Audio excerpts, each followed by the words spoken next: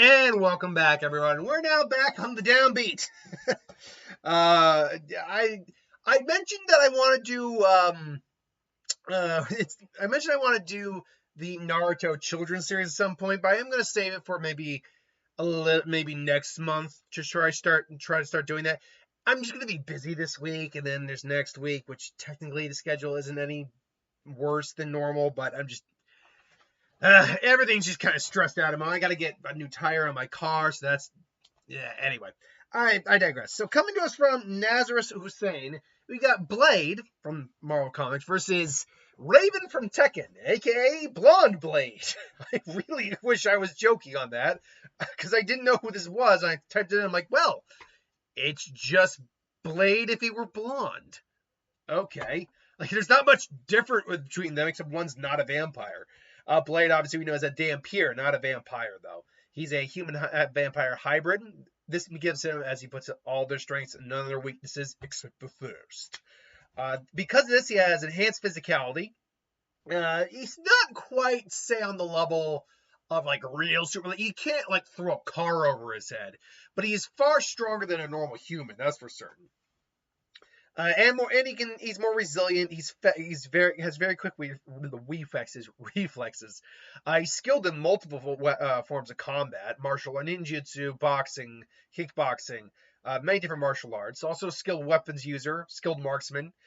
Though his weapons are more vampire oriented, so things like silver bullets would only do so much damage to a normal person. Though he's a skilled swordsman as well. Heightened senses thanks to his vampire nature. And not a Wolverine level healing factor, but certainly a solid healing factor. He can recover from minor injuries or serious injuries much quicker than a normal person can. Raven is apparently like a not covert ops, but he's a spy. He's specialized in espionage. He's a skilled practitioner. He's actually not even practitioner. He's a skilled user of ninjutsu, which allows him to, and then martial arts in his own right, which allows him to disappear on the battlefield almost like he's teleporting. In fact, in some instances, he really is teleporting. He's also apparently capable of making doppelgangers to confuse opponents. Stomach gurgled there. To confuse opponents. There's not much, there's certain things he can do in game. But yeah, he's not overall that unique. So, this is a quick video. Like, who wins in a fight between them? He also has things like daggers, blades on him as well.